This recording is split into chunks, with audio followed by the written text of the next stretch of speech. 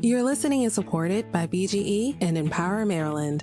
Owning a small business means having to do it all, including finding ways to cut expenses. Fortunately, BGE can help you save, starting with an energy efficiency analysis at no additional cost to you. You'll receive personalized recommendations to lower energy use. Plus, get up to 85% of project cost covered on qualifying upgrades. Learn more at bgesmartenergy.com/business. Cutting down on food waste starts at home, and it's easier than you think. Plan your meals, shop efficiently, and get creative with leftovers. That way, nothing goes to waste. And when you have extra, share it with your community. Donate to your local food banks to help feed families in Baltimore County. Visit baltimorecountymd.gov/food pantry to learn simple ways to reduce food waste and make a big difference. Together, we can fight hunger, save resources, and protect our planet. Love food, not waste. Here at Spotify Advertising, we know a thing or two about being a daily companion. Just like the running shoes that power your afternoon workouts, our users say Spotify is an essential part of their daily routine, which means more moments for them to hear and see your brand's ads. Learn how Spotify can add more to your mix at ads.spotify.com. It's taking you ages, you still don't get the hint. I'm not asking for pages. One text or two would be nice, and please don't pull those faces. When I've been out working my ass off all day, it's just one bottle of wine or two. But hey, you can't even talk. You smoke weed just to help you sleep, so while you're out getting stoned at 4 o'clock, and then you come home to me. Don't say hello, 'cause I got high again and forgot to fold my clothes. 'Cause I'm too messy, and then I'm too fucking clean. You told me get a job, then you asked where the hell I've been, and I'm too perfect.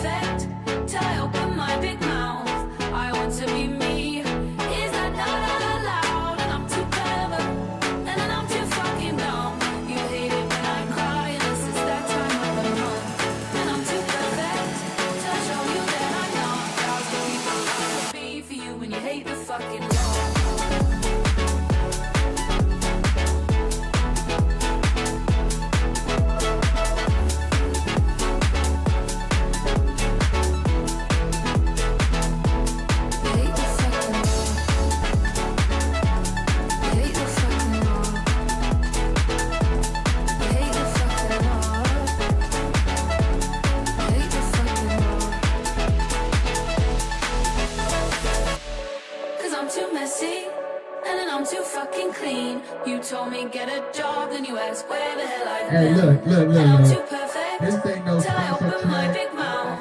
I want to be me. Is that not allowed? And I'm too clever, and then I'm too fucking dumb. You hate it when I cry unless it's that time of the month. And I'm too perfect till I show you that I'm not. 1,000 people I could be for you, and you hate the fucking law. You hate the fucking law. You hate the fucking law. You hate the fucking law. Don't say hello, 'cause I got high again and forgot to fold my clothes. Don't say hello, 'cause I got high again and forgot to fold my clothes. 'Cause I'm too messy, and then I'm too fucking clean. You told me get a job, then you asked where the hell I've been. And I'm too perfect till I open my big mouth. I want to be me. Is that not allowed? And I'm too clever, and then I'm too fucking dumb. You hate it when I cry unless it's that time of the month. And I'm too perfect till I show you that I'm not. 1,000 people I could be for you, and you hate the fucking law. You hate the fucking law. You hate the fucking law. You hate the fucking law.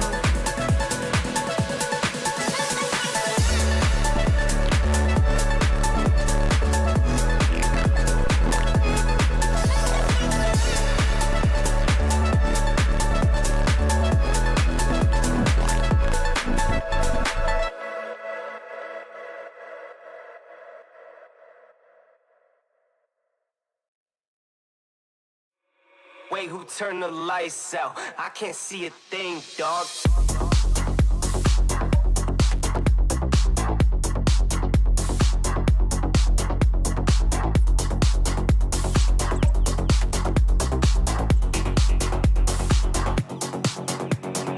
Wait, who turned the lights out? I can't see a thing, dog. Can I get a phone light? I might let it ring, dog. Something creeping in the dark. Thinking needs a theme song. Shadow follow me around. Now we're in the same boat. Wait, who turned the lights out? I can't see a thing, dog. Can I get a phone light? I might let it ring, dog. Something creeping in the dark. Thinking needs a theme song. Shadow follow me around. Now we're in the same boat. Wait, who turned the lights out? I can't see a thing, dog. Can I get a phone light? Can I get a phone light? Something creeping in the dark. Thinking needs a theme song. Shadow follow me around. Now we're in the same boat.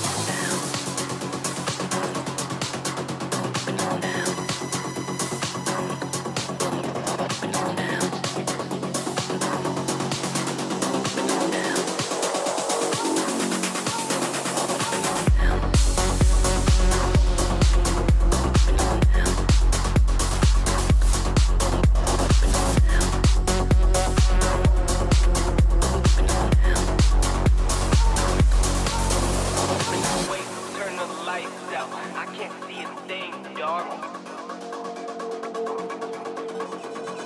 Can I get a phone light? I might let it ring, dog.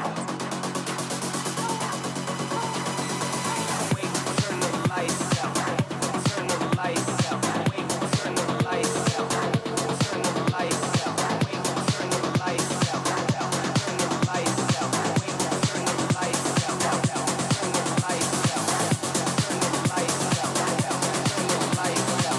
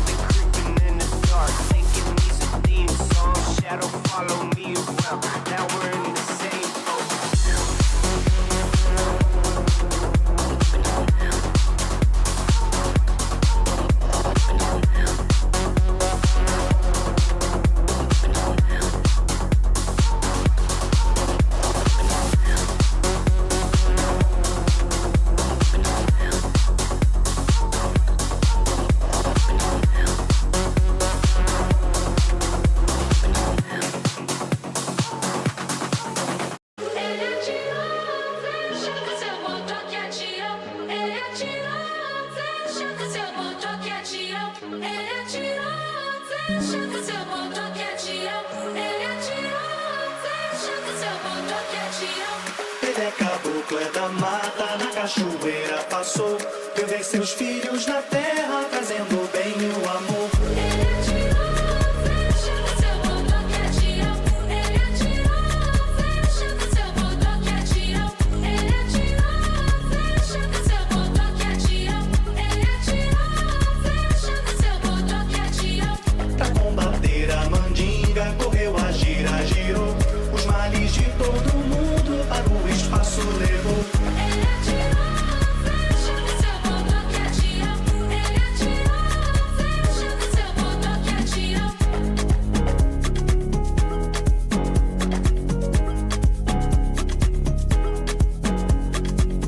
Com pensamento em meu pai, nada tenho que temer. Ele só me pede a fé no mundo é poder. Ele só me pede a fé no mundo é poder. Ele só me pede a fé no mundo é poder. Ele só me pede a fé no mundo é poder. Ele só me pede a fé no mundo é poder. Ele atirou, fecha que seu motor quer tirar. Ele atirou, fecha que seu motor quer tirar. Ele é caboclo, é da mata, na cachoeira passou. Eu vi seus filhos na terra, trazendo o bem e o amor. Ele atirou, fecha que seu motor quer tirar.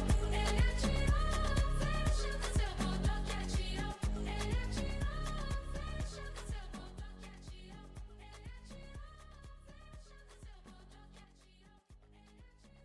Good afternoon. Good afternoon. Let's get this all ready to go. Real quick. You there, DJ? I'm here. How you doing today? I'm doing wonderful. I'm doing great. Just got off of work about an hour ago. I'm ready to do this. Yeah? I'm ready. I'm excited. Yeah. How about you? Doing well. I was just outside tossing the pigskin. There you go. My camera's not working. It's not loading up, but I fucking wore something presentable, and I got my fucking pants all green because we were literally throwing the football over the house, and we were trying to catch it and shit, just doing stupidity. But other than that, man, just life's good. Everyone's talking about the markets. They want to know what's happening. I guess we got a nice little script here to read off of. Very insightful. Pretty much going off of Trump's economic plan and how that is, going to be utilized for a potential bull run into Q2 and the Q4. So, God damn it, why isn't this freaking camera working? No camera. It's okay. It's all good. You got your camera on? Yeah, my camera's on. Oh, God damn it. Checking my internet real quick. Well, until that works You out. sent me, What's up? you sent me it, right? I have it, right? Yeah. So, to get into the basics, the U.S. economic update, Trump's economic strategy includes pushing the stock market to drop by at least 20%, which encourages investors to move their money from riskier investments like stocks into safer ones such as U.S. government bonds. This shift drives bond prices up and interest rates down, making it cheaper for the government to borrow money and pay off its national debt. The ultimate goal is for the Federal Reserve to lower interest rates to nearly 0%, which would ease the burden of the national debt and free up funds for other areas of the economy. To further this plan, Trump is using tariffs, taxes on imported goods, to encourage the U.S. companies to produce goods domestically rather than to rely on imports. He is also encouraging U.S. farmers to sell more products within the country, reducing reliance on exports. This keeps more money within the U.S. economy, potentially lowering consumer prices and fostering job creation. By encouraging domestic production, Trump aims to make products more affordable over time, contributing to a deflationary cycle where prices decline rather than rise. Trump has also been deliberately adjusting tariffs, causing market instability. While some believe tariffs continue to raise prices, his goal is to foster a long-term decrease in prices, encouraging more local production This deflationary strategy is intended to reduce costs for consumers, stimulate investment, and also stabilize the economy. I love it. I love it, Chase. Do you want to talk about the deflationary cycle and the stock market recovery, Mr. Rambo? I can. Just give me 1 second.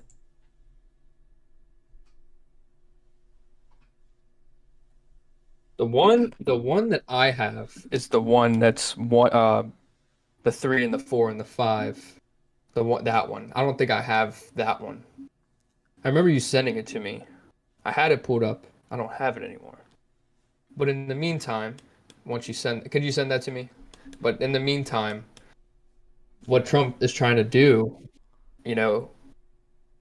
it's very unorthodox.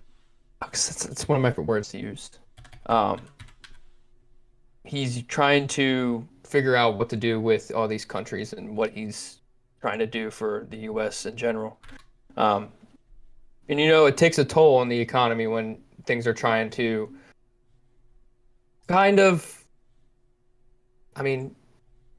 just drop off. There's things that are going to be coming into play that have never been seen in the country. A lot of things like talking about the IRS, talking about Social Security, talking about no taxes for people that make $150,000 or less.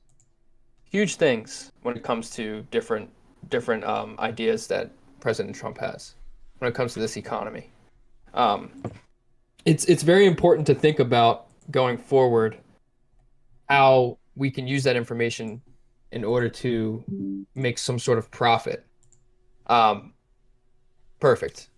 Thank you, Chase. I think it's something where we have to just keep a really, really close mind to, and we have to be able to monitor everything based off of different moves that happen. Things out of DC happen quickly, and you just got to be ready for it. What do you think, Chase? Especially when he's letting go all of those government workers, and especially the IRS workers. Pretty much he's trying to get back, bring all the wealth back to the people. Pretty much 91% of the wealthiest people have a big majority of the stock market. So 8% of retail investors are, panicking that stock market's down 10%, almost entering into correction territory. While on the other side, it's you look on Yahoo Finance, you look on The Street, you look on any reputable article publisher, and it's just all fear-mongering. They're just trying to make you scared. They like, you look at gold at 3,000, silver at close to $33, close to 35 actually, and the flight to bonds, especially. We can talk about Warren Buffett and his strategy. He's got like 285, maybe $300 billion of cash just kind of sitting there, and yes, indeed. He's just pretty much invested in bonds, packing in that 4% right now. Yeah, it's really crazy seeing Warren Buffett on the sidelines. When someone like that, with that kind of status is on the sideline with $300 billion, it should raise a light bulb in your head.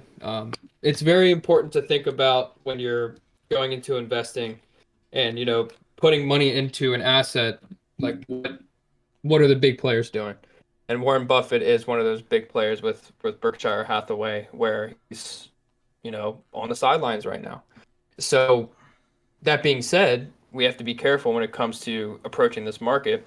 And obviously with President Trump going in there and trying to just try to rumble a couple feathers and see what he can do when it comes to trying to stabilize the economy.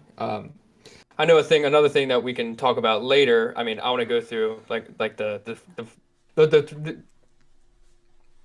deflationary cycle and stock market recovery. That was a crazy stutter. But M2, the M2, that was nuts. The M2 is off the fucking charts.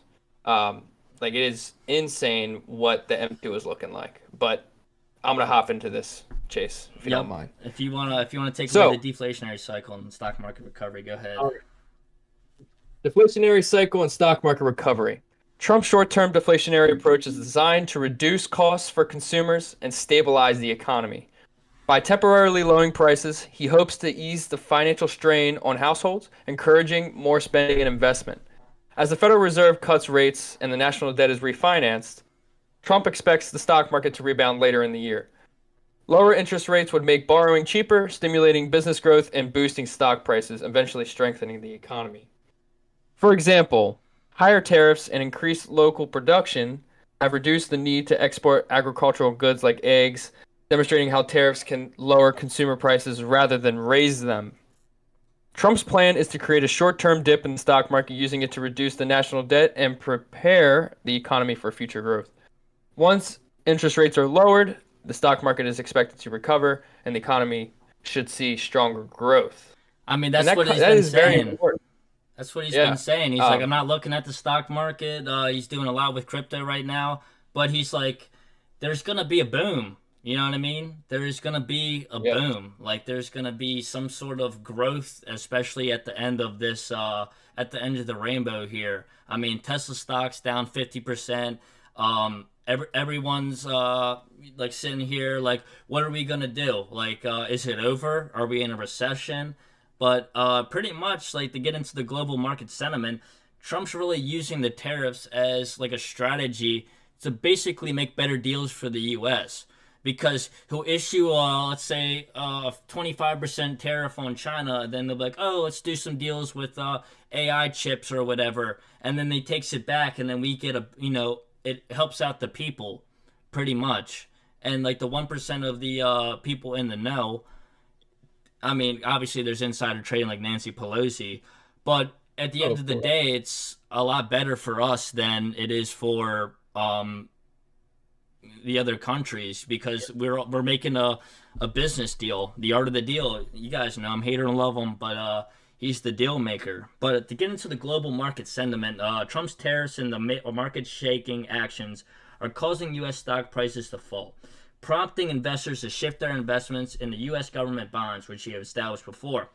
They are considered safer, and this shift has less impact on everyday people, but affects wealthy investors and large companies who own most of the stock markets, as mentioned before. As a result, Trump's strategy may be easier to support politically, as it primarily impacts the wealthier class. Globally, tariffs and supply chain disruptions are also negatively affecting the stock markets in countries that rely heavily on trade with the U.S. Nations like China, Germany, Mexico, Japan, South Korea, and Canada are facing higher costs and reduced demand for exports due to these tariffs. As a result, stocks in companies from these countries, such as Volkswagen, Toyota, Samsung, are very vulnerable to these declines. A lot of that comes from, China, Germany, Mexico, Japan, all those countries, we also rely on them kind of heavy too. We get a lot of stuff out of China, and when we say we're going to put tariffs on, imports, we'll see how that happens. But, with all of these countries, it really is, coming down to trying to manufacture in-house, give the U.S. the power back that we used to have, and, just using that as leverage in order for us to have all of the power in order to, strengthen our country that we know it. Very, very big. Chase, what do you think about what you just read? Well, especially what we just read. Obviously, like, Trump will come out, let's say, on like a Tuesday at 1:00, and if I'm trading these markets and I have no idea about that edge, it's a big mover. Obviously, like, I guess I want to tie this into the DeepSeek news with China, and pretty much that all of that really is just market manipulation. Do I believe China has better AI chips? I don't really care. You know what I mean? The way that I kind of see it is, it's almost like a big giant play or simulation, right? All of these narratives are lining up with the charts. So if there's, let's say, like, if the retail logic, there's a double bottom forming, and all of a sudden, there's a V-shaped recovery, and everyone's like, oh, what happened? but it's all pretty much all because the news are lining up with the charts.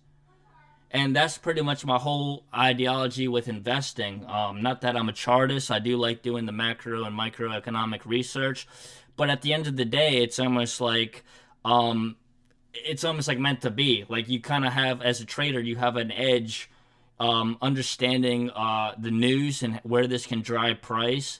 And especially right now, with everyone being fearful, everyone should be greedy. I know it, like buying the dip, and the dip keeps on dipping, and you're like, shit, I got no more money to put into this.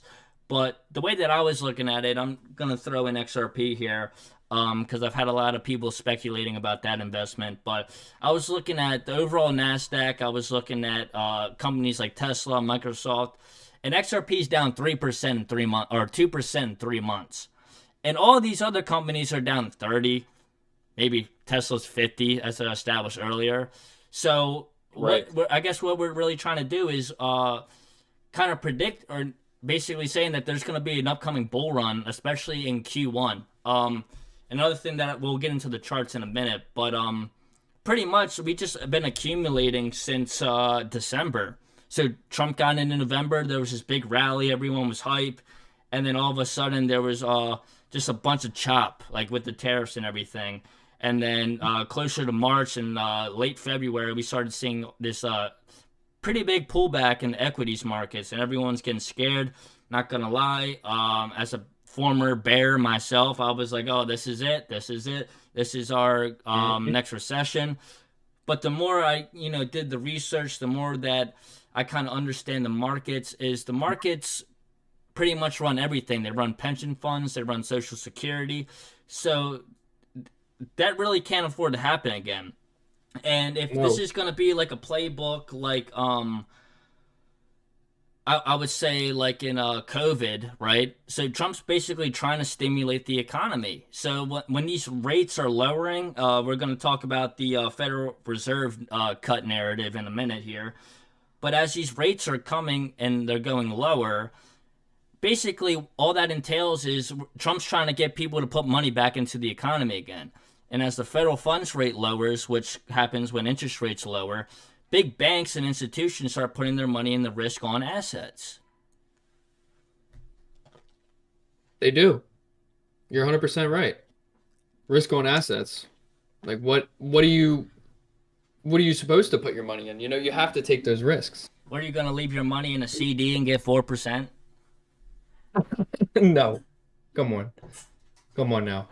I mean, CDs are more, logically, like ahead, when you're like older, like that's like when you have your money made and you're trying to preserve it. Obviously, that's the correct call.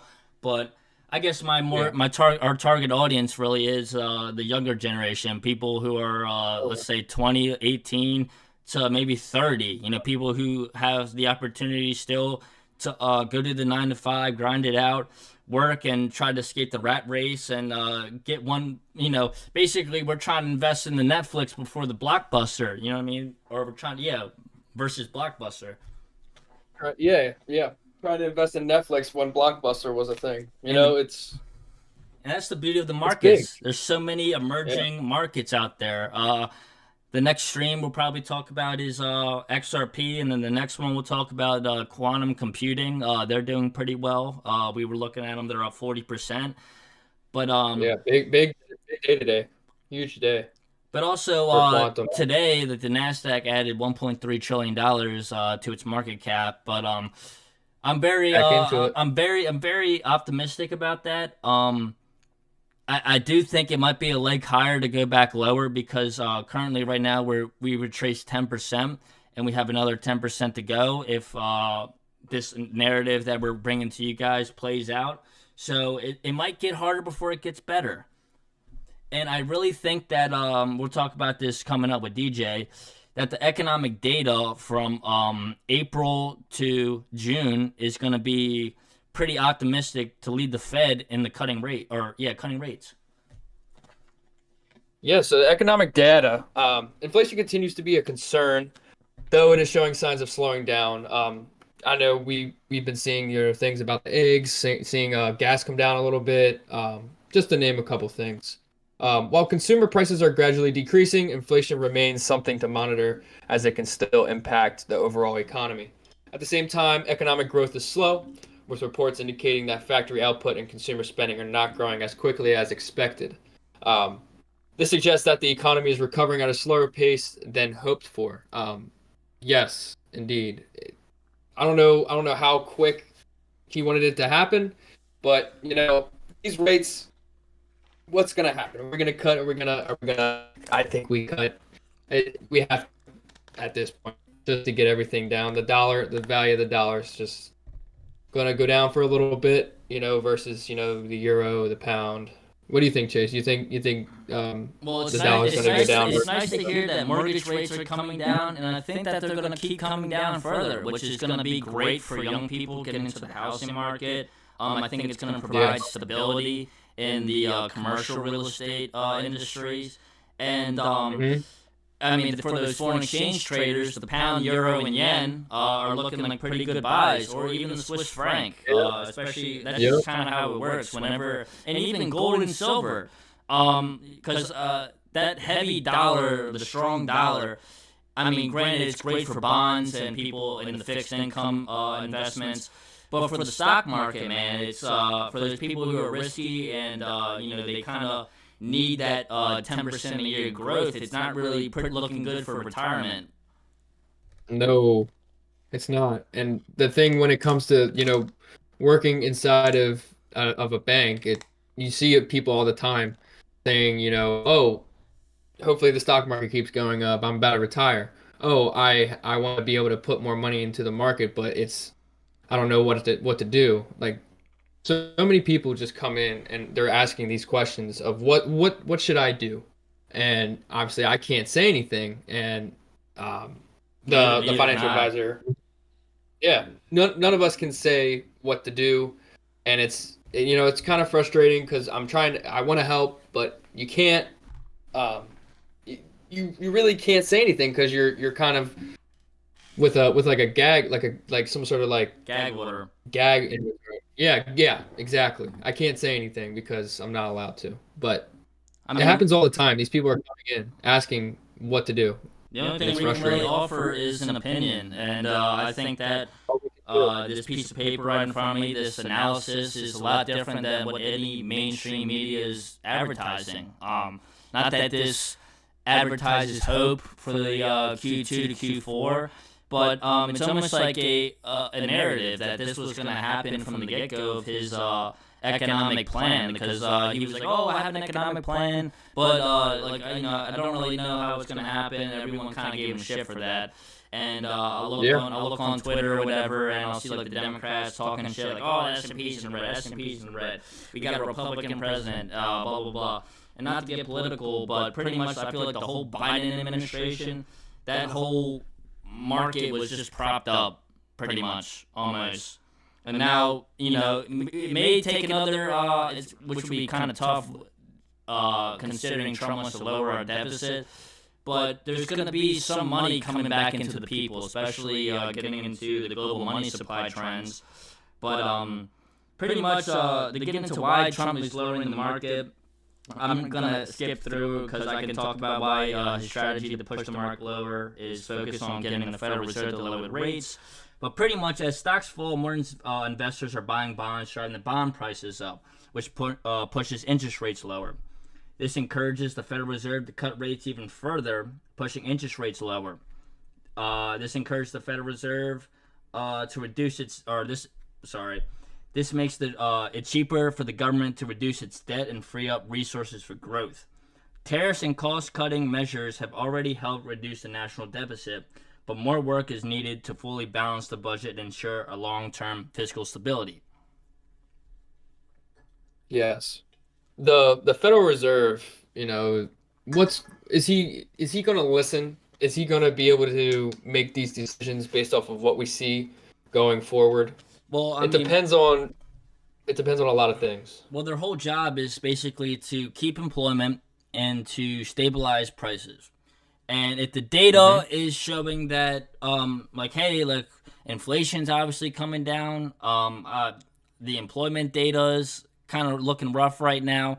So they really need these interest rate cuts, because if they, hike rates again, then it's just going to cause mass unemployment. There's going to be, so pretty much the way that the economy is, it's like oil in a car. If the car doesn't have enough oil, then it's not going to run properly.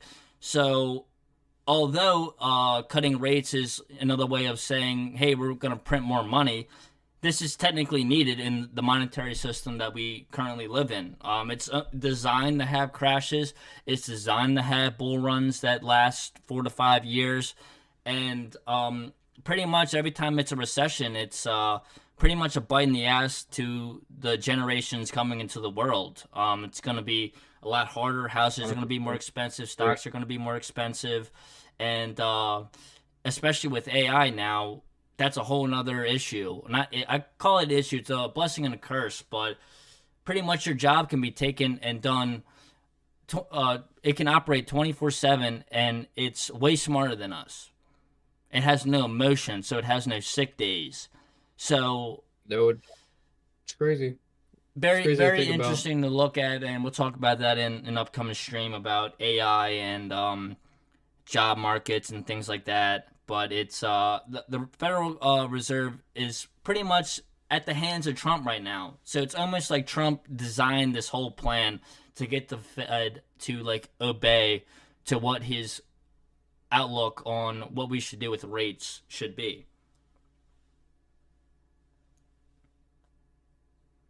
Yeah. When it comes to the Fed, you think Trump has him in his back pocket? You think, Chase? Not to put the tinfoil hat on, but I really do think so. I really do. I really do think so. Not gonna lie. I think that, the way that I see it is, Jerome Powell was at Jeff Bezos' parties and stuff like that. So pretty much all the wealthy elites are connected, and to think that this guy gets paid $300K a year, there's got to be some way that they select these people into these positions of power. Because the Federal Reserve is ungoverned. It's not a government entity. It doesn't have to obey Trump. It doesn't have to listen to Trump. It basically operates fully on the data that is in front of it. And it has modules. It has this. It has forecasts. And it's like, hey, listen, we don't want to cut rates yet. Inflation's still sticky. Employment's, going higher. CPI's lowering, PPI's lowering. So it's like, well, if your whole job is to stabilize prices and, well, you mentioned oil before. So oil's pegged to the dollar. So as those interest rates decrease and the dollar weakens, then oil via the petrodollar deal is going to go lower, and gas should be a lot more affordable. I definitely could see that 100%. Gas went down. Well, in Maryland, gas was at $2.79 about 3 days ago, and then they jumped it up a little bit. Now it's at $2.97. But next week and the week after, we should see it come back down to where it was before at $2.79. God bless. And I saw that on that. Yeah. People in PA are paying 40 cents more for gas than in Maryland. That's the average is about 30 to 40 cents more in PA, which is nuts. That's crazy. Another thing is with eggs, like I was saying, eggs were very, very expensive, and they're coming down. $5 The cost a of dozen. eggs are coming down a lot. What was that? From what I researched earlier, my buddy Jam was talking about. He's like, "Oh, eggs are still expensive," and I was like, "No, dude, eggs are $5 a dozen." He's like, "Well, I can't get them anywhere," and I was like, "I don't know how to explain that." Truthfully, I don't research eggs. I wish I would research a bunch more in the commodities like wheat and Orange juice. all those kind of stuff. But I like the stocks and stuff like that. Maybe one day I'll stick my nose into that topic and category. It would be a lot more beneficial to me as an older adult and stuff like that. But eggs are coming down, and as I established before, tariffs are really bringing the cost of eggs down. It really kind of sucked that the previous administration killed all those freaking chickens because of the bird flu. Do I believe the bird flu happened? Absolutely not.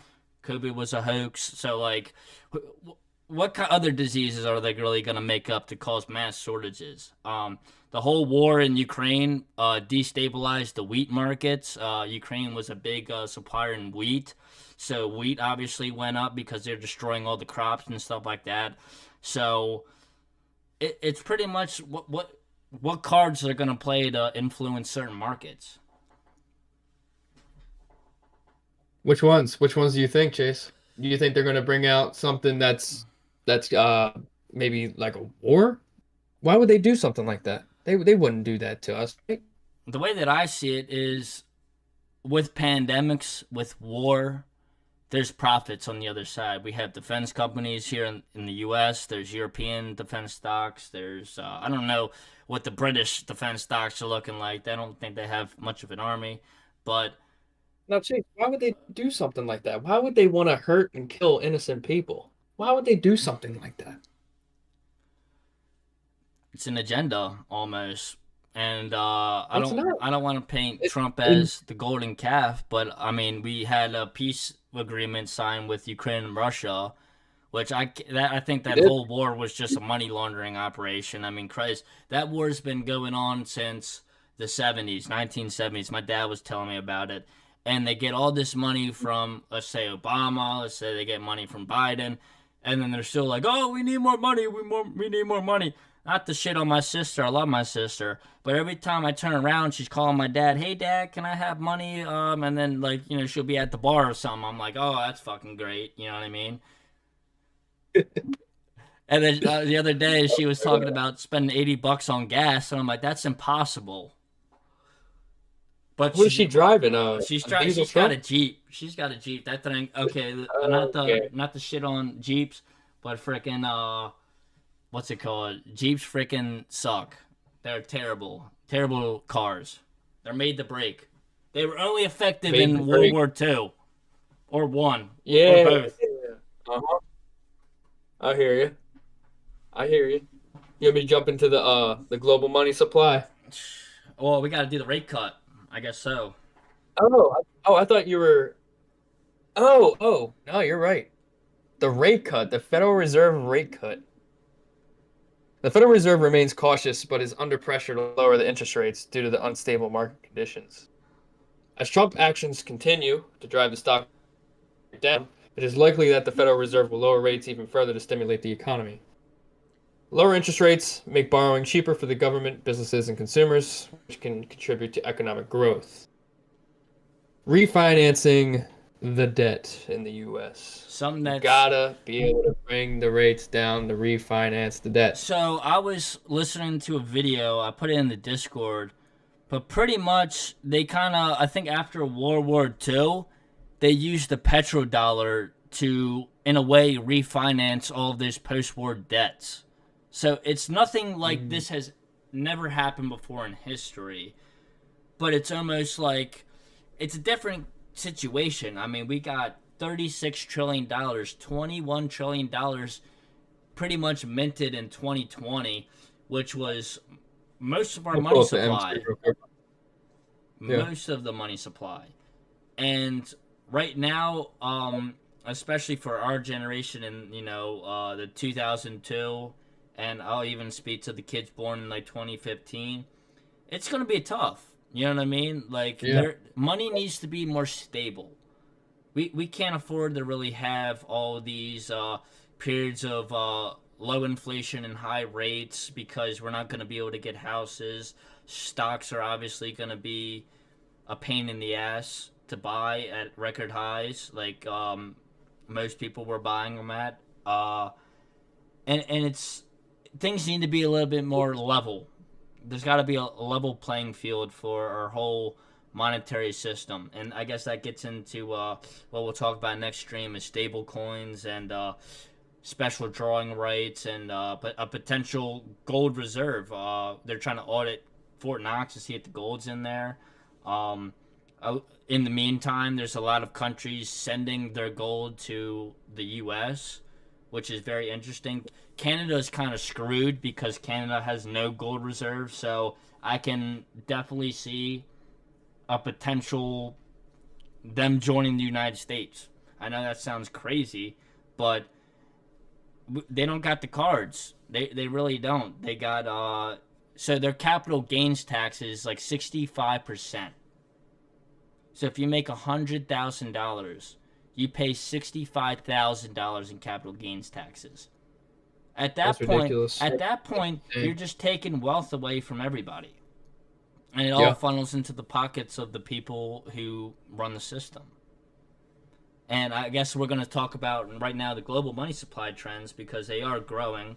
So central banks in other countries are increasing the money supply to slow down economic decline. This action is designed to stimulate growth and prevent further contraction in their economies. While the Federal Reserve is focused on reducing the money supply in the U.S., the increased money supply from other countries could weaken the U.S. dollar, as more global currency in circulation can reduce the demand for the dollar. If the money supply continues to grow globally, it could lead to higher prices and a rally in the market. If Trump decides to take action to boost the economy later this year. So, as bearish as everyone is, man, there's an old Wall Street saying that when stocks go on sale, everyone runs out of the store. And no, but seriously, everyone. And I'm not gonna lie, it did have us for a little bit. You know, like when you're seeing like I'm asking myself, like, Trump's good for the economy.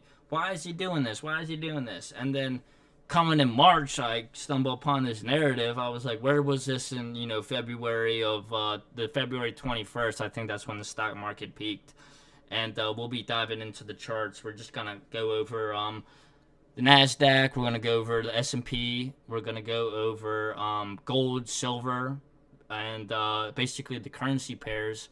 And kind of, on the charts at least, try to make some technical analysis forecasts to see where the high could be, where the low could be, potential areas of interest we want to see price trading to. And, it's pretty interesting because, here, I'm going to share my screen at the moment, and we're just going to go over here. I got the NASDAQ on mine right now. What's up? I got the NASDAQ on mine right now. On my screen. A word? I was going to say I can't see your screen. Can you see my screen? Oh, right. Through the Discord? Yeah. Let me see. Yes. Okay. So I had something like this. So we had this rally today, and my areas of interest are this order block right here at the 17,370 level. And I had these, this is called standard deviation. So what it is a measurement from this low to this high. And we're going to kind of break all this down. So on February 18th is when the market topped. And if we look on February 18th right here, the NASDAQ or the S&P made a higher high than the NASDAQ. So this would be defined as a smart money trade. So smart money is loading off their S&P calls and starting off puts into the NASDAQ. So from there, we have retraced 10%. 20% right here puts us right here. I think we can come back into this 20,000 level as an area of previous resistance to come further down and take all this resting liquidity in these areas. And this move puts us at a 2.5 standard deviation. The 3 would be closer to below 17,250. And what I'm looking at is I'm looking for a move lower. And to confirm the trend, I want to see a break of the high right here. And this is a little exaggerated. I don't think it's just going to be a V-shaped recovery. Oh, motherfuckers.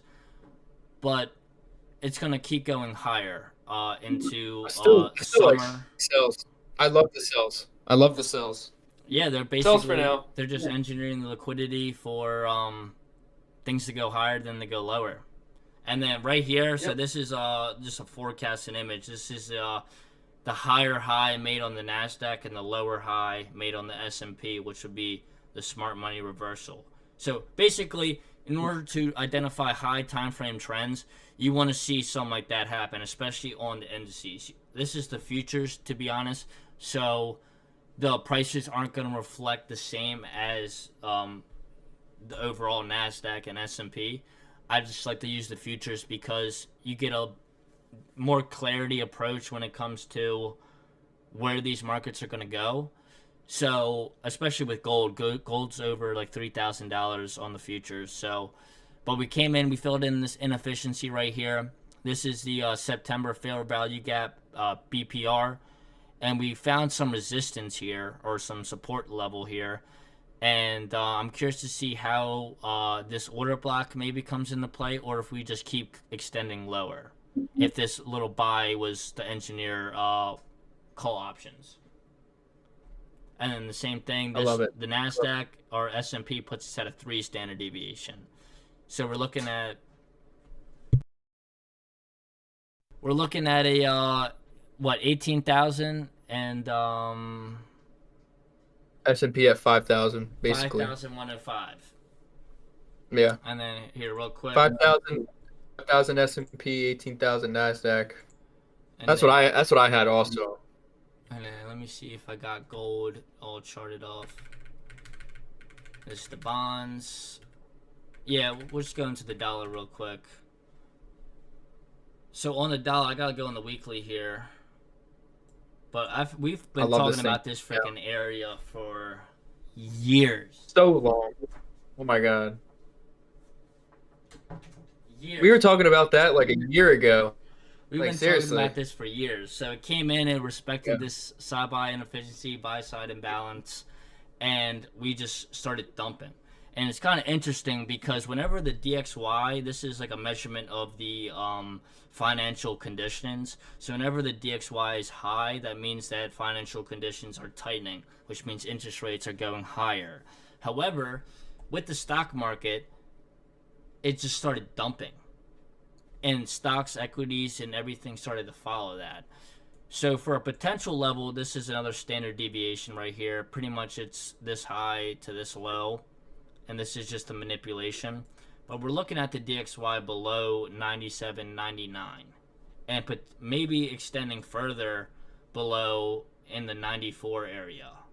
Which would be really good for stocks, really good for gold, really good for silver, really good for crypto. And if I can go over here, this is the dollar yen. So I'm forecasting a UJ to come down here into the 136 level, potentially all the way down here to 127. I got the Euro USD. This is if you're trading, this is your bias. Potentially coming up. Another one that we've had, like with that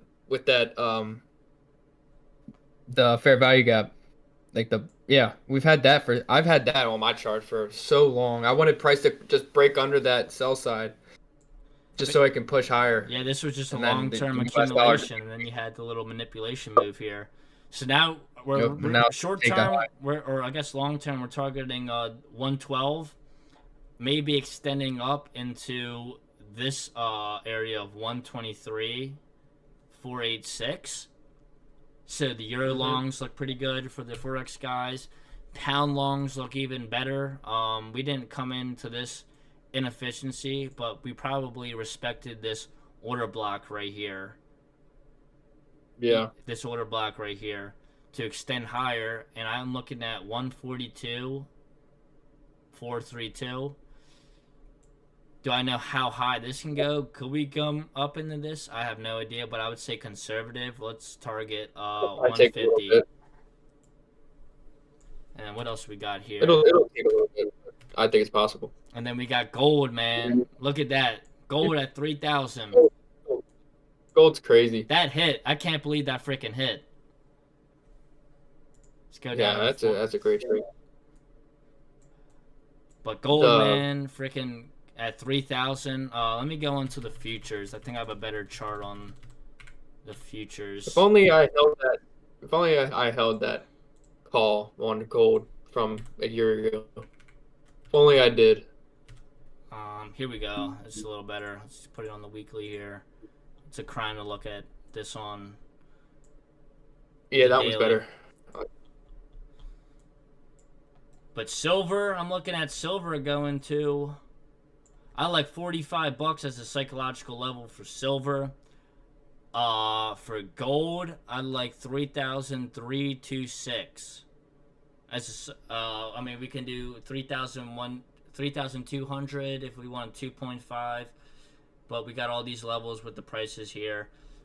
I think the gold and silver bull run is going to be where it's at. I mean, silver and gold have outperformed the stock market currently. I got my boy Jam and Mason here. They're at my house right now just bullshitting me. They threw a fucking stick at my sorry for my language, but they threw a stick at my window, and I was like, what the hell are these guys doing, bro? But they were in the chat just memeing. So guys, here's your shout out. Who knows what happens with gold and silver? Like, not who knows, but it might get backed by something, or something might be backed by gold. Something might be backed by silver. So Jam said, what's the silver dollar at? So the silver dollar retired in like 1980. But I think silver will be $50. I think that's going to be a pretty good one. So the silver dollar will always be $1. Hate to break it to you, but it was just backed by silver. But yeah, I think that they're going to basically back our debt with gold. So that gets into the stream we're going to talk about in the other day, special drawing rights, which is pretty much a commodity-based thing. And it kind of goes back into the petrodollar refinancing of the post-World War II debt. But basically, we would take our gold reserves and, whoever's got the most gold holds all the cards. So, obviously, I think that China and the U.S. are pretty much hand in hand in this battle. And I think they're going to be the two countries that kind of rise out of this whole debt problem. And we'll be like, hey, we're going to basically pay off our debt with the commodities that we have. Who do we own all the debt to? We have $11 trillion of debt owed to Japan. So maybe Japan will get all that money, but who really knows? Japan's just one of the leading exporters, along with China globally, who have been sending a lot of goods and services to our country. How about the yen carry trade? You want to jump into that for a second? You want to talk about that for a second? Yeah, so pretty much the big thing is that hedge funds have been borrowing yen at a negative percent interest rate.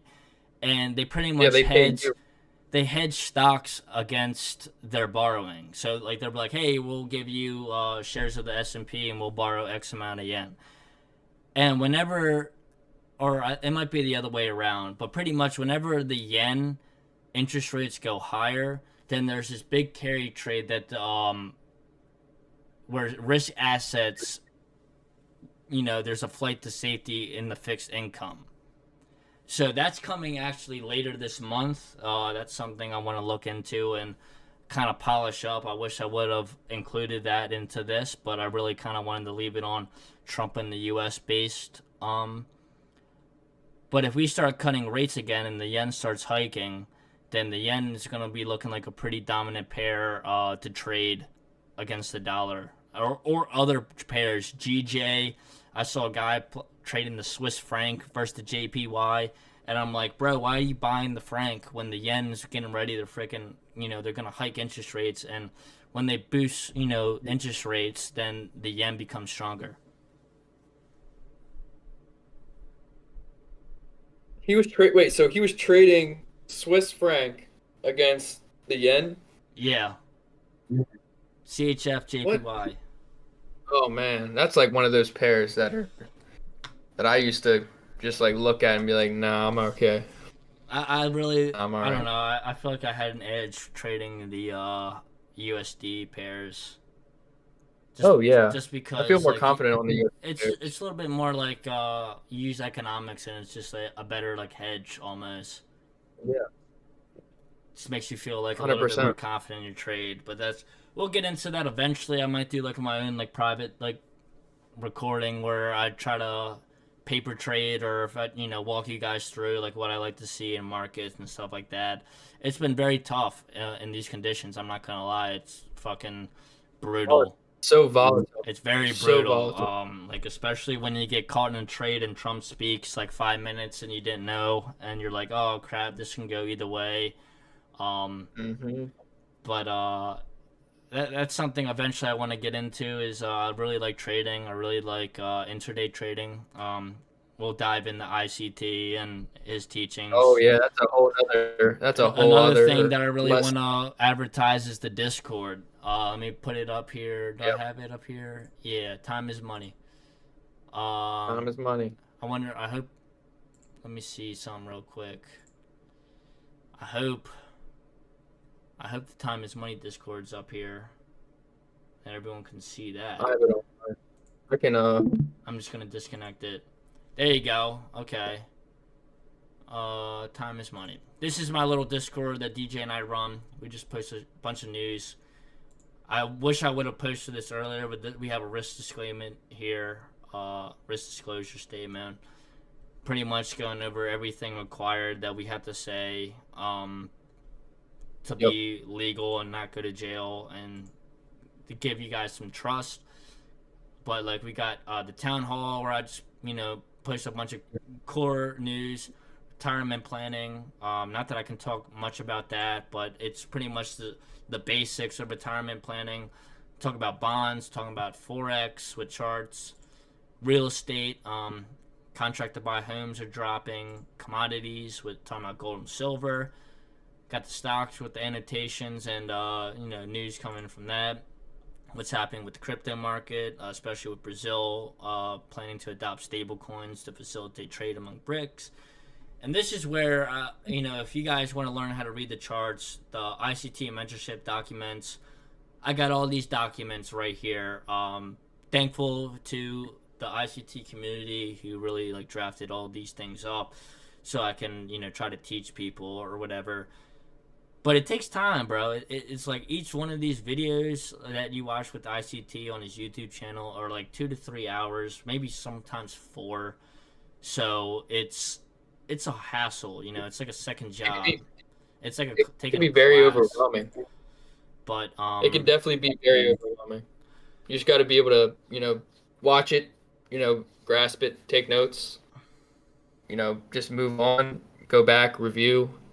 I mean, me and Chase have been doing this for, what is it now? I mean, me and you have been doing this for, what, 3.5 years? honestly, But dude, before that, honestly, we're the logic doing more. Yeah, we really are like swing traders by heart, and it's really tough to look at taking a trade or whatever. You'll have I think my win rate was 60% when I was trading every day from January to I think March. But you get one of those red days, man. Those red days can really fuck you up mentally, and it just is the scale. You can have 10 good trades, but you have one bad trade, then one bad trade will always be heavier versus the one good trade or the 10 good trades. So it's all about managing the risk and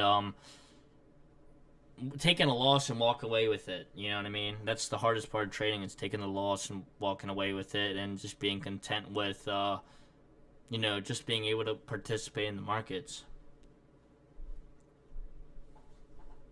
But for some reason I can't. I 100%. It might be the OBS or whatever, but you were trying to share your screen earlier, and I really couldn't see anything. Oh. Can you hear me, Chase? Yeah, I can hear you. I just couldn't see. I can't see your picture or whatever if you were sharing anything. Oh. On the OBS.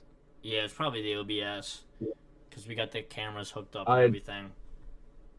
think I got the chart. I got the charts on the OBS now. Charts are on OBS. I mean, there's XRP, there's HBAR, there's S&P. There's just different things that we study. There's different categories of investments for the beginners when it comes to looking at everything, looking at all of these investments. There's a lot of things that go into each of them, and it's nearly impossible to keep up with every single one day by day. You just have to take it one day at a time and just understand the general idea, learn what side is you have to learn, well, not learn one side, you have to learn both sides. You have to learn why it's long, learn why it's short, and understand that it could go either way. And if you have a bias, look for confluences and see the best way out of it. Hold on, DJ. I don't know. We gotta check. We got a question. XRP $5 when? I'm gonna put up the chart just because we got one. Sure. Oh, $5 when? he said $5 when. Well- Brother, what if I told you it's gonna go to $10? What if I said it might go to $20? Brother, how about $30? You know? So here, But- let's talk about this real quick. Ulcer, you got our We can time. talk about it. Let me go into like a daily chart real quick. So We can talk about it briefly, but we'll have a different stream on, crypto assets and what's going on with the government with crypto assets. But we'll brush on it briefly. we'll go into like Um, what we talked about yesterday. So there was a if you look at Yeah. the Discord, there was a SEC document posted. Let me go into the Time is Money Discord real quick under crypto. It was SEC Gov file CTF input Schrodinger, Maximilian Schrodinger.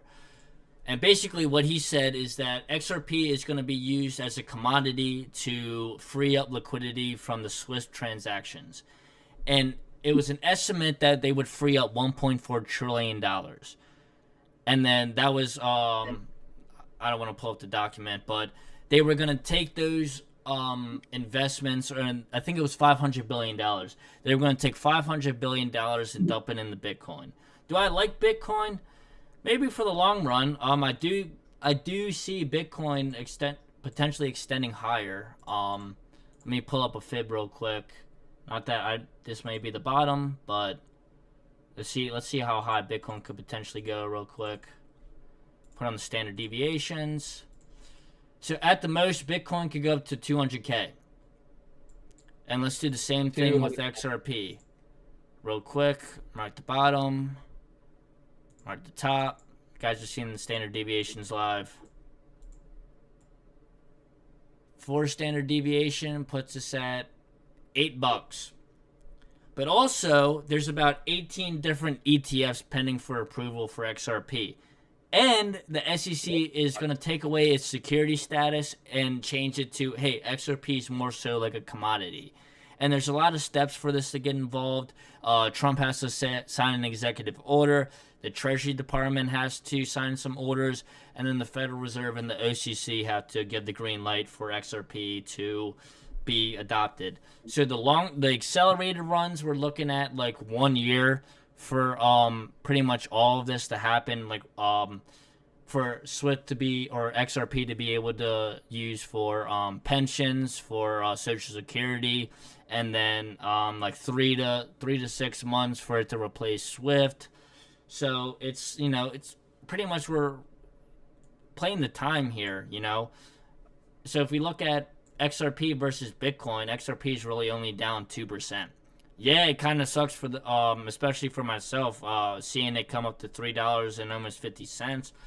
But at the long term, we just got this big accumulation since December, and thankfully we've held up support. We kind of come into, if I go into the weekly here, this little fair value gap right here, which was pretty bullish for me to see. I really want to see how it holds up this $1.90, $2 level. If we do come down, then I think that maybe this area right here of 150 acts as a support. To be honest, that's really what I'm looking at. Is 150 looking at support here for Bitcoin? Let's see, 73,000 acting as support. So it's pretty much about when it's all gonna happen. I think I really optimistically, DJ and I were talking about this. Give them your price prediction.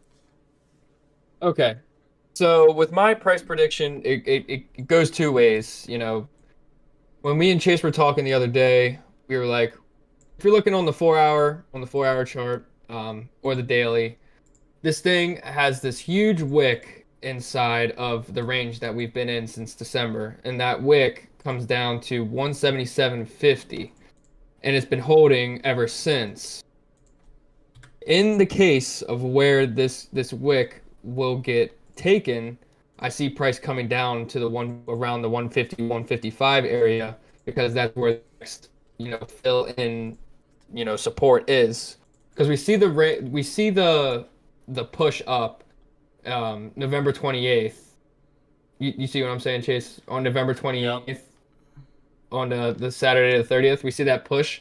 And there hasn't been a price inside of there, and it has to build some sort of liquidity inside of that range.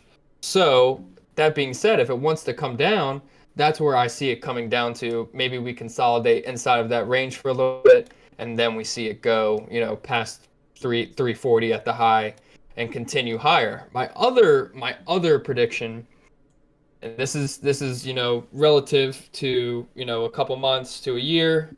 I see that price. I mean, I posted this on my Twitter /X, whatever you want to call it, the other day, where both of these sides we see accumulation, and back in November there was this certain pattern where we saw price do, and it rallied from there. I could see price in the short term, from about now, maybe it goes a little bit higher, but I see it come back down into the 210 down to maybe $2 area, and that's going to be the low that we have. But I think this wick might stay intact, the one that we have on March 10th, this day that we had here. We keep that intact, we come back down into 205, $2, maybe consolidate for a little bit, maybe a week maximum, and then we rip just like how we did right before the election, going into 10, 15, and maybe even $20 in the short term. So there's two big scenarios that I see when it comes to the price of XRP. Both of them, I would either one of them I'd be happy with. At 154, it gives us a better price entry if you want to get in, because a lot of retail is in this consolidation after the election, and they're going to try to get retail out, try to scare retail out at 150. You got to be buying at 150. You can't be scared. When people are fearful, you buy. When people are greedy, you sell. That's how it works. But when it comes down to it, either one of them I'd be happy with, especially for the second one if we rally to $10, $15, $20 in the next couple months to maybe even a year. So that's my opinion. My belief is once XRP takes over Swift, it'll be $1,000. And what I'm gonna say is I think that XRP will be pegged to gold, because I think that gold will be a special drawings rights. Hey, how can we move gold in an efficient way, in a very costly way, without spending $500 billion a year moving it? XRP. How are we going to open up the NASDAQ 24/7 and keep contracts very costly? XRP. So, but in the meantime, I do think that conservatively, $30 to $20 is what we're going to be looking at by, I'm going to say, July, end of Q2. Maybe it goes higher, but looking at this little accumulation, the standard deviation puts us just below $9. So I'm being patient. I'm going to let the news drive the liquidity, and we'll see. We're just going to be patient. But, I mean, I feel like we kind of overextended the time here. We were like targeting 30 minutes, but just a little bit. We got lost in the charts and everything and the explanations. Yeah, lost in the sauce, Chase. But again, we want to reiterate, these are only opinions, and these are, it's not advice. Do not take our advice without doing your own research. We have to say this. We don't want to be responsible for any of you guys losing money. And again, we're not licensed, so this is just for entertainment purposes only. That is it. You can take it how you want it, entertainment, or maybe listen to us. But again, we're not licensed, so it's just an opinion. That's what I got. It's just research, just an analysis, and the way that we do our research is we're not technically wrong in our research. The only thing that we're really lacking is a license, and I mean, we've been trying to do this for 4 years. You know, I mean, we spent 4 years of our lives not chasing women, but chasing money, and learning how the stock market actually moves. And I have the risk disclosure on my screen right now. Just the I put it up earlier, but again, go ahead and read through this. It makes a lot of sense. We have to do it, but I think we had a good conversation. It was a good conversation. We're gonna have another one of these. We're gonna be diving into different topics. If you guys want to tune in, that we get in here, the better. Also join the Discord server. Links in my bio. Same with me. Same with me. I don't get enough questions in here. I'm scrolling through right now. Just me, sending shit. And I would love if I could get more people to come in here and ask questions and really engaged and tested our curiosity and what we believe in. It would be kind of nice. And I mean, I'm no peer pressure. You guys can do whatever you please, but I just kind of hate when I have someone come up to me, hey, why is this happening? And I'm like, hey, it's everything you need to know is in the Discord. Yep. So, and then it's like, oh, I got to go out of my way to kind of explain this kind of stuff. And not that I hate doing it, I really love doing it, but it's just kind of easier if everything is intact. Yeah, there's a lot of good resources. But man, in the Discord. But yeah, it's as scary as it is now. Have faith. Have faith. Be strong. Yeah, that's a big thing. The market will always destroy you mentally before it rewards you financially. I'm not gonna lie. I'm gonna get a little personal here with the stream. Yeah, this might ruin my credibility, but I don't really care. So I was in Ocean City the one time, and it was New Year's Eve. That was another day when the yen carry trade was unfolding, and I watched XRP go from 50 cents to 35 freaking cents, and I had a great deal of money invested into it. A great deal. It was pretty much my life savings. That's all I can really disclose. And I was tripping on shrooms, and I was like, fuck, man. Sorry to use the explicit language here, but I was devastated. I was like, how can this be? I was like, what, is it too good to be true? Maybe it's too good to be true.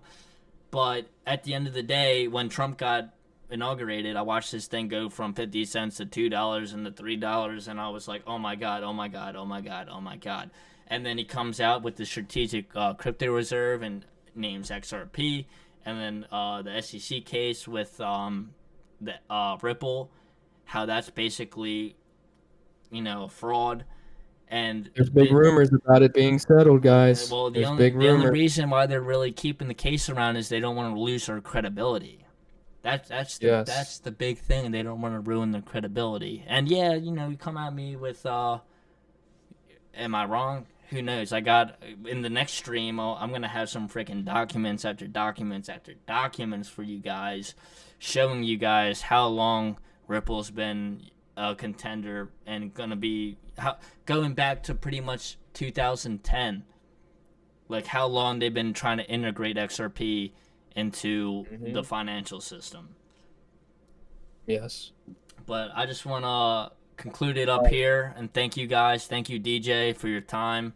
It was an hour. Of course, thank you, Chase. What was it, an hour and 30? An hour? Yeah, it was about an hour. But about an hour and 50, something like that. But I want to thank you guys so much. Awesome. I hope this clears everything up for you guys. Yeah, it's tough, but I mean, at the end of this video, I hope you guys are a little bit more informed, a little bit more kind of use this information as to help build your own personal bias for your investing. As I said before in the disclaimers, make sure to reach out to someone who's licensed, ask them what they think. Try to, if you have to, take notes on everything that we said, because yeah, it kind of sucks listening by ear. I was always a visual learner, having to see things in front of me. But also ask questions in the Discord. We're regular people we're not narcissistic. We're not better than you. We do this for you. We want to see you guys succeed. Same thing with DJ. I want to see him do well. He's at Bank of America. I'm getting ready to start a position at JP Morgan. And there's a lot of stuff that's going to be coming our way. And if we can be on the right side of history here, and if I can get you guys on the right side of history, not forcefully trying to, but I want you guys to be open-minded, then, you know, the potential, we're selling a dream here. You know what I mean? XRP to $50, you know, how much do you got? And then multiply it by $50. And then That's all you got to do. I mean, it's pretty much outperformed Bitcoin this year, so it's a wild journey, you know what I mean? And then also utilize the ICT mentorship Discord chat so you guys can read price for yourselves. Yeah, those are really good resources.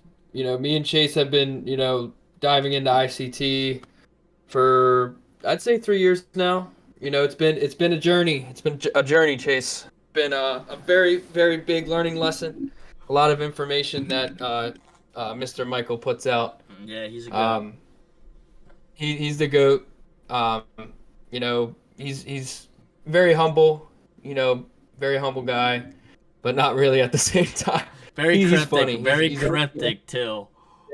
Yes. He's a very funny guy. He knows what he's doing. The way that he designed all of his videos is he wants you to give up watching the video, and then all the juicy stuff is towards it's scattered in between bits and pieces. Like he'll start rambling about bullshit, and then he starts saying insightful stuff. Then he starts rambling about bullshit about people and other influencers and stuff. Then he gets back to the juicy stuff that we're trying to learn. So, it's very cryptic. You gotta literally put your time in. I'm still putting in time as we speak. I'm not mastered it. It's something that is gonna be, and that's the thing about the markets. They're not the same every day. So I have to go back and to my notes into the Discord channels and kind of research all these different things to help me build up a stronger bias. Yeah, a lot of tools out there. You just got to pick one up. Yeah, that's all you guys got to do. I try to give you guys all the cards, man. I really do. I really DJ and I. It's all in your face. We try to give you everything that you could ever, think about when it comes to building the future of your life. Yep, and with all this information, you would think we would charge, but guess what? It's all there for free. We want you guys to eat. We want you guys to win. Right, Chase? Yeah, dude. I made a deal with God. I said, hey, God, I'll fucking do this for free. I want to change people's lives. Not like Andrew Tate, but I want to influence people to do good rather than evil. Yeah. You can sit there and spend your money on sports betting. Don't get me started in the sports betting. That's a whole another area I don't really want to get into that you guys be like, oh, you're a nut. But, I mean, for me, the stock market, you have a better probability of making money than sports betting. Yeah, there's people who make money just like in trading who advertise how much they're making to get you to buy a course or affiliate themselves with a prop firm. And the same thing with sports betting. So pretty much the way that we're kind of advertise this is like, hey, dude, we're all doing this together. When we're losing money, we're losing it together. When we're winning, we're all freaking winning. And we got about 37 people in the Discord. I really want to try to get that number up to 100. That would be awesome. Because it just kind of shows, not that we have a lot of engagement in the Discord, but it's just kind of nice to see that there's people in there who are interested to see what we got to say, the research that we really put into it. And at the end of the day, if we're making money, then we're making money, man. Just promise yourself to do good with that money. Money's the root of all evil. So you got to be one with the Lord. You got to be grounded. It could all be taken away from you in a second. Right when you feel like you got it all together, boom, you're back to the drawing board again. Yep, 100%. Can't agree more. But yeah, you got anything to lead us off on? Shoot, I mean, I think it's a good thing that everyone can learn. Me and Chase, it's it's been, you know, very, very interesting about learning all of this information and how we honestly, I think you would agree, Chase. I think we perceive life in a totally different way with the way that we have, you know, dove into the charts and dove into how really economies work around the world, how, you know, the stock market works, and, you know, manipulation with everything that comes into how people trade and how people try to, you know, get people out. And it's a bunch of different things that we've learned that are so important that makes us look at life in a totally different way when it comes to just money in general. But I think it's a really good thing. It's an awesome thing. It's all about leverage, ladies and gentlemen. Just view the whole Yep. thing as leverage, and then it's easy. Yep. Well, easier. That's all I got, Chase. But hey, Until that's- next time. Yeah, until next time, DJ. I think we'll try to have to figure something out. Maybe like I'll do I'll put like my camera on so people can see me, because probably I think the OBS stuff kind of screwed everything up. But dude, it was a pleasure. Thank you for your time. Covered a lot of great content across. What was that, like an hour and 14 minutes we started this stream, so it's a lot of information, a lot of, you know, just casual talking, but I hope you guys walk away with bits and pieces of what we said and apply it to your own lives. All right, guys. Till next time. All right, till next time.